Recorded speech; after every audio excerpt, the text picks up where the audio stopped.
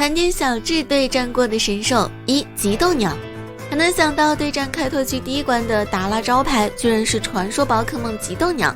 当时小智还没对战过神兽，于是就召回了训练归来有属性优势的喷火龙。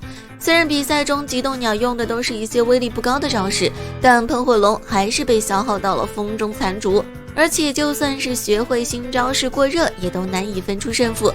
最后在极斗鸟用刚毅的时候，喷火龙找准了机会，用地球上头终结了比赛。二、雷吉艾斯、雷吉洛克、雷吉斯奇鲁。三神柱是在对战开拓区金字塔法老神代的王牌宝可梦，每一只都非常的强。在挑战神代的时候，小智前后2次分别败于雷吉洛克和雷吉斯奇鲁下。当然第一次对阵雷吉洛克的时候，小智被邪恶灵魂控制，就连打法也都是那种不讲武德的方式，直到被皮卡丘正义制裁，小智这才恢复了理智。最后一场对决则是6选4的比赛，小智上的初代御三家和皮神。当然喷火龙在这场比赛身败名裂，主要原因还是小智判断失误，让老喷直接白给。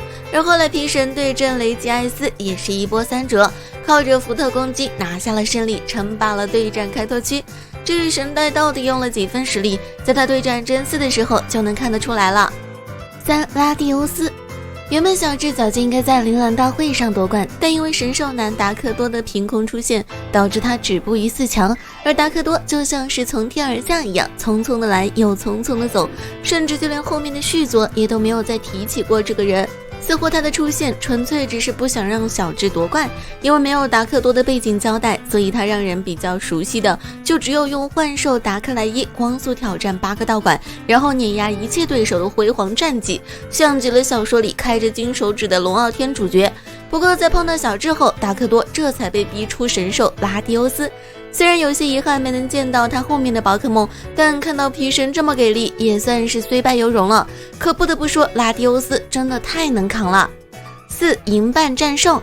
银半战兽是格拉吉欧的代表宝可梦，也是少数拥有进化链的神兽，但很难想到它和进化前的区分就只是一个面具。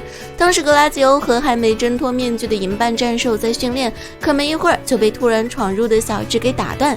眼见事情瞒不住，格拉吉欧就把他的事情一五一十的全告诉了小智。